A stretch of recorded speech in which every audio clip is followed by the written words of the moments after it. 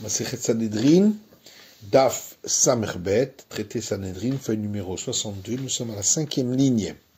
Tane Rabbi Zakkai Kamed Rabbi Yochanan. Rabbi Zakkai a rapporté une braïta devant Rabbi Yochanan qui dit Zibah vekiter venisser veishtachava. Si il a abattu rituellement un animal pour être un sacrifice, et il a fait brûler les graisses du sacrifice, et il a fait des libations de vin, et il s'est prosterné, tout ça pour l'idolâtrie, et dans le même oubli, et il n'apportera qu'un seul sacrifice. Amarle, Rabbi Yochanan lui a dit, Rabbi Zakkai, pouque les bras, sors et enseigne cette braïta à l'extérieur, elle n'est pas juste.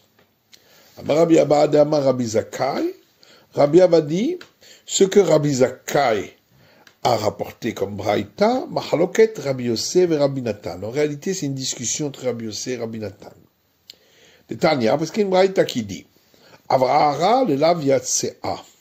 L'interdiction d'allumer un feu le Shabbat a été donnée en particulier pour nous dire qu'il s'agit d'une simple interdiction de la Torah, il n'y a pas de peine de mort. Dit Rabbi Yossé, c'est les paroles de Rabbi Yossé. Rabbi Nathan Omer, alors que Rabbi Nathan dit le Chalek Yatsa. Elle a été dite en particulier pour enseigner que chacun des travaux interdits le Shabbat, on doit apporter pour lui un sacrifice en soi. Le Madame Avara Laviatsa, donc d'après celui qui dit, c'est-à-dire Rabbi Yossé, que l'interdit d'allumer le feu le Shabbat a été dit spécialement pour nous apprendre qu'il s'agit d'un interdit simple de la Torah, de même, l'interdiction de se prosterner à l'idole a été dite spécifiquement pour nous dire qu'il s'agit d'un simple interdit de la Torah. Le Madama Avara et d'après celui qui dit que l'interdit d'allumer le feu le Shabbat est venu pour nous dire que pour chaque travaux interdit, il y a un sacrifice à apporter. L'interdit de se prosterner devant l'idolâtrie, c'est aussi pour nous dire que pour chaque service interdit, on doit apporter un sacrifice. Kifla Rav Yosef. Là-dessus, Rav Yosef pose une question, il dit, peut-être que tout ce que Rabbi Yossé a dit, c'est uniquement là-bas, concernant le Shabbat. Avraham le Laviatsa, que nous disons que l'interdiction d'allumer le feu a été dit en spécifiquement parce qu'il s'agit d'un interdit simple de la Torah, parce que lui, Rabbi Yossé, il déduit le fait qu'on apporte un sacrifice pour chaque travail interdit, mais ahat me'ena, à partir du verset qui dit il aura fait de une d'elles. Le Tanya, comme c'est marqué dans le Moraïta, Rabbi Yossé Omer ve'asa me'ahat me'ena. Rabbi Yossé dit, le verset dit concernant le sacrifice expiatoire, et il aura fait de une d'elles, donc des commandements interdits, parmi pour nous apprendre que il peut arriver qu'on soit passible d'un seul sacrifice pour tous les interdits,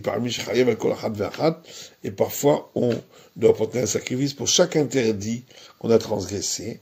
Rabbi Yonatan, et Rabbi Yonatan de Rabbi Yossé, quelle est la raison de l'enseignement de Rabbi Yossé, dire-t-il, parce qu'il est écrit, donc concernant le sacrifice expiatoire, et il aura fait de une d'entre elles, Ahat me Ahat. Donc on aurait pu écrire une, et il est écrit de une. Ena me Ena. Et on aurait pu écrire elle, et on a écrit de elle. Ahat chez Hena, Hena chez Ahat. Et on déduit également que une peut donner plusieurs sacrifices, et plusieurs peuvent donner une, c'est-à-dire un seul sacrifice. Donc on va expliquer maintenant chacune de ces déductions. Ahat, quand on a dit une, Shimon, c'est ce qu'il voulait écrire le Shabbat, le mot Shimon. Mais Ahat, de une, c'est-à-dire qu'il a écrit Shem. le mot Shem, Mishimon, du mot Shimon, donc c'est qu'une partie du mot. Et il est passible du sacrifice. Ena, et quand il est dit El, Avot, il s'agit du cas où il a transgressé le Shabbat en faisant un des pères des travaux, Mehena, et comme c'est écrit deux L, Toladot, c'est pour inclure également si il a fait le Shabbat une des dérivées. Hachiyena, une qui fait L au pluriel, c'est dans le Shabbat, le Shigot Benachot, c'est dans le cas où il savait que c'était Shabbat, mais il ne connaissait pas les travaux interdits, il en a fait plusieurs qu'il ne connaissait pas, et il est passible de plusieurs sacrifices selon le nombre d'interdits. Ena Shehi Ahad, et quand on a dit elles au pluriel qui font une, Shigat Shabbat Vezdon Menachot, c'est dans le cas où il a oublié que c'était Shabbat, mais il savait que les travaux sont interdits, et donc il apportera un seul sacrifice, puisque c'est pour l'oubli du Shabbat. Avalcha, par contre ici, pour l'idolâtrie, de l'onav kalechiluk menachom nidurta harité, où il n'a pas d'autre endroit pour déduire que pour chacun des différents services, il doit apporter un sacrifice, des koule alma, d'après tout le monde, ishtahava'a lechalek etzat, l'interdit de se prosterner est venu pour dire que pour chacun des services, il doit apporter un sacrifice. Et la Gemara dit chiluk menachot d'arbadat kochavim namiti pour que les me'achad mehena. Et pourquoi ne dirait-on pas que le fait qu'on doit apporter un sacrifice pour chacun des services à l'idolâtrie, on l'apprendrait justement du même verset, de une de elles. Ahat, et on expliquera, on fera les mêmes déductions pour l'idolâtrie. Ahat, quand il est écrit une, zvicha, il s'agit de l'abattage rituel pour l'idolâtrie. Mais ahat de une, siman echad, c'est dans le cas où il n'a tranché qu'un des deux tuyaux, c'est-à-dire soit le trachéateur, soit l'œsophage, mais pas les deux. Ena, quand il est dit elle au pluriel, avot, il s'agit des têtes de chapitre des services de l'idolâtrie, par exemple zibouar, abattage rituel, kitour, faire brûler sur l'autel, nissour, faire une libation, ishtachava'a, et se prosterner. Mehena, de elle, toladot, il s'agit des dérivés. Shiber makel lefanea, si par exemple il a cassé un bâton devant l'idole, et ça ressemble à l'abattage rituel. Achachiyena, et quand on a dit une qui fait elle au pluriel, c'est dans le cas où il savait que l'idolâtrie est interdite, mais il ne connaissait pas les services interdits. Hena shiachat, et quand on a dit elle au pluriel qui ne font que une, c'est-à-dire un seul sacrifice, dans le cas où il ne savait pas l'interdit de l'idolâtrie, mais il connaissait les services interdits. Et la Gemara dit, c'est quoi le cas où il ne sait pas l'interdit de l'idolâtrie? S'il pensait qu'il s'agissait d'une synagogue, et il s'est prosterné devant l'Éternel, voilà que son cœur était vers le ciel, donc il n'est pas passible du tout. Et là, c'est dans quoi? Le Chazan d'Arta, on parle d'un cas où il a vu une statue, mais sa guilée, il s'est prosterné devant elle.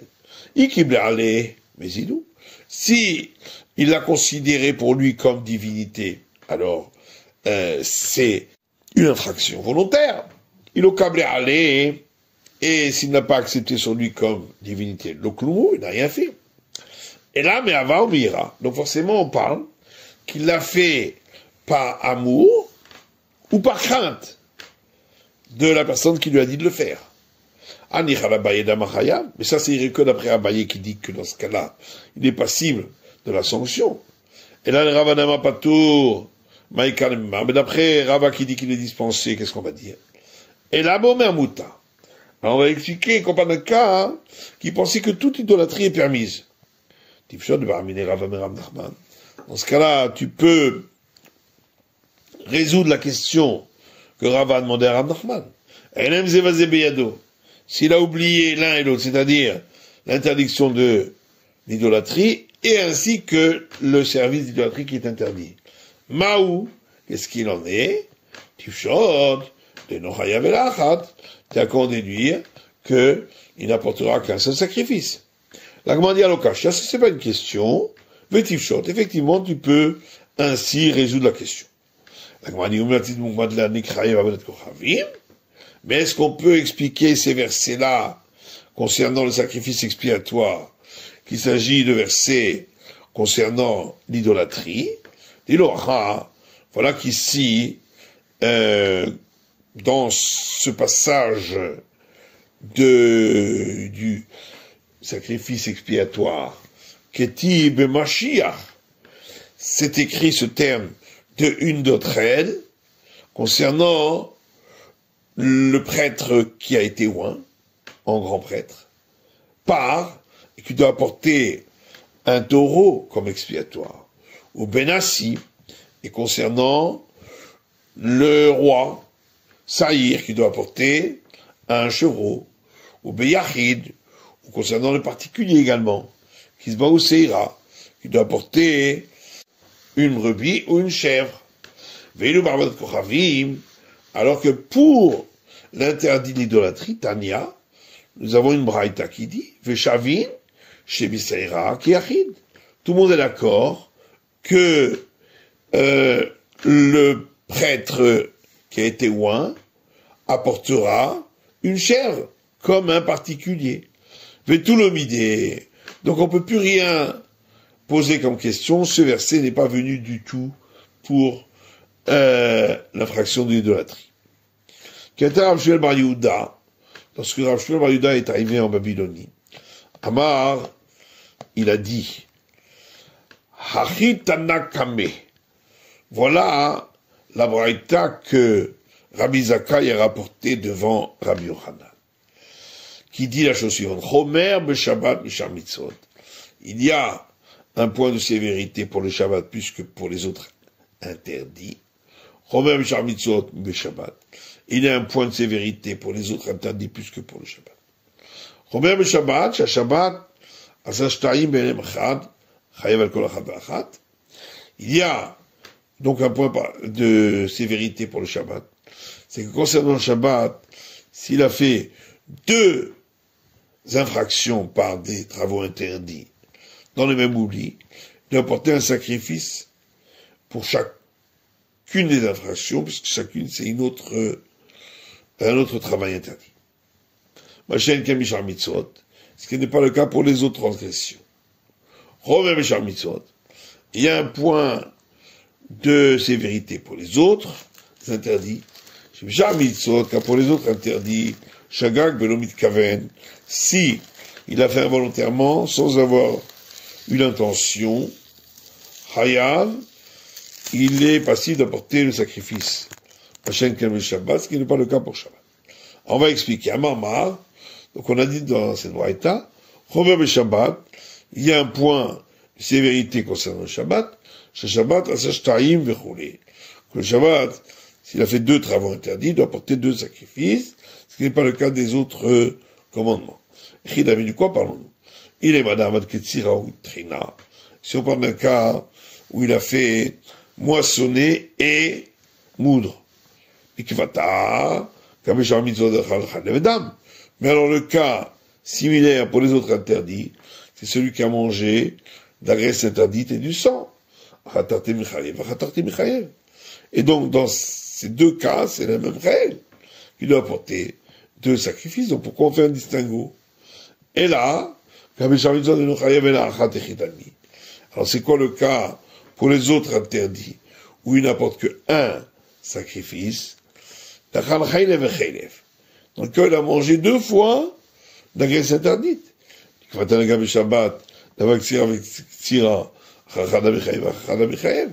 Mais en vérité, pareil pour le Shabbat.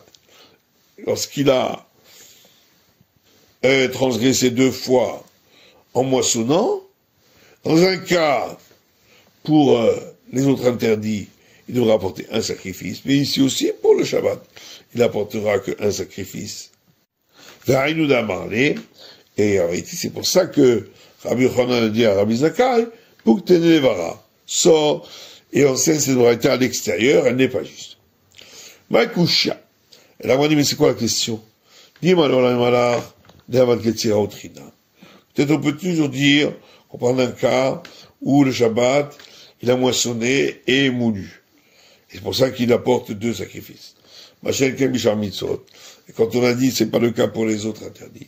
Il s'agit de l'interdit de l'idolâtrie, qui est Ravami, et ça irait selon l'enseignement de Rabbi Ami. D'Amar Rabbi Ami, Ziba avec Rabbi Ami a dit, s'il a abattu rituellement, il a brûlé les graisses, et il a fait une libation pour l'idolâtrie, tout ça dans le même oubli de l'interdit, et il apportera qu'un seul sacrifice. Le problème, c'est qu'on ne peut pas expliquer que cette braïta parle de l'idolâtrie. Ktani, c'est phare, parce que la suite de la braïta, il est dit, il y a un point de sévérité pour les autres interdits. Pour les autres interdits, s'il a fait involontairement, sans avoir l'intention, il est passible du sacrifice. Alors comment va-t-on trouver un cas où il a fait involontairement, sans avoir une intention, concernant l'idolâtrie? Il est que ça va avec ta Knesset ou si c'est parce qu'il pensait que c'était une synagogue, il s'est prosterné devant l'Éternel. Alors il est bon Shamaï, alors il avait son cœur vers le ciel. Donc, il n'a pas fait d'idolâtrie du tout. Et là, donc quand on parle de temps de Chazan Data, il a vu une statue. Il s'est prosterné devant, croyant qu'il s'agissait d'une statue qui n'est pas idolâtrie. Il câblait un événement. S'il avait accepté cette statue comme Dieu, mais c'est nous. Alors, il s'agit d'une infraction volontaire, et non pas involontaire. Vélo câblé aller, et s'il n'a pas accepté comme divinité, l'okloubi, il n'a rien fait. Et la mais avant Meira, alors on va dire qu'il l'a fait par amour ou par crainte de celui qui lui a demandé de le faire. Anicha, là-bas et la ça va bien après Abaye qui dit qu'il doit apporter le sacrifice. Et là, le Ravanama Patour, Maïkalema, le vrai Rava qui dit qu'il est dispensé, qu'est-ce qu'on va dire? Et là, Bomer Mouta. On parle d'un cas où il pensait entièrement que l'idolâtrie est permise. Shabbat n'est pas tourné gamré. Pourquoi il dit, ce qui n'est pas le cas pour Shabbat, où il est dispensé, quand le barminé Rava Merav Nachman, et l'aime évasé, et en vérité, toute la question de Rava Rav Nachman, dans le cas où il a oublié l'un et l'autre, que c'est Shabbat et que les travaux sont interdits. Et là, il est riou vechada, il est riou etaté. La question c'est de savoir est-ce qu'il doit apporter 1 ou 2 sacrifices. Pas tout le gamin est calme là-bas. Mais dès qu'il est dispensé, personne ne dit cela. Et la Gemara demande, mais c'est quoi la question? Dire malheur la malach, peut-être on peut toujours dire, Reisha ba'abadat kochavim, que le début de la Braïta parle de l'idolâtrie, mais c'est Fabishar Mitzvot. Alors que la fin de la Braïta parle des autres commandements. Veshagag Belomit Kaven, et quand on a parlé dans la Braïta du cas où c'était involontaire et qu'il n'a pas eu d'intention, le Kassava Rokhu ou Bolo. C'est par exemple dans le cas où il pensait qu'il s'agissait de crachat et il l'avalait alors qu'il s'agissait de graisse interdite. Et on vient nous apprendre qu'il est malgré tout passible d'apporter un sacrifice. Machen Ken be Shabbat, ce qui n'est pas le cas concernant le Shabbat, des patours où il est dispensé d'apporter un sacrifice. Chez Kaven la Agbia et Talouche, c'est par exemple dans le cas où il avait l'intention de soulever un légume qu'il pensait détaché du sol, et en réalité il était attaché au sol, et il l'a détaché, pas à tour, et il est donc dispensé d'apporter un sacrifice, ce qui est Rav Nachman Amar Shmuel, selon l'enseignement de Rav Nachman, nom de Shmuel, celui qui était occupé à autre chose et par erreur, il a mangé des graisses interdites ou il a eu des relations interdites, il est passible de la sanction. Chez Ken Nehene parce qu'il a quand même profité. Amitasek be Shabbat, mais celui qui était occupé à d'autres choses et en fin de compte, il a profané le Shabbat, pas tour, il est dispensé du sacrifice. Mais l'Echet marché vet asra Torah, parce que la Torah n'a interdit que un travail sur lequel il y avait une intention. Et la Gemara répond Rabbi Yochanan Tameh, quand Rabbi Yochanan suit son opinion, de l'homme qui matita recha bechatama vesefa bechatama, parce que Rabbi Yochanan n'explique jamais une braïta comme étant au début sur un sujet et à la fin sur un autre. C'est pourquoi il n'a pas expliqué la braïta ainsi. D'Amar Rabbi Yochanan, car Rabbi Yochanan a dit, celui qui m'expliquera cette Mishnah qui parle d'un tonneau selon un seul avis, je suis prêt à lui apporter ses vêtements à l'établissement de bain. C'est la fin de l'étude du Daf Samerbet de la feuille numéro 62.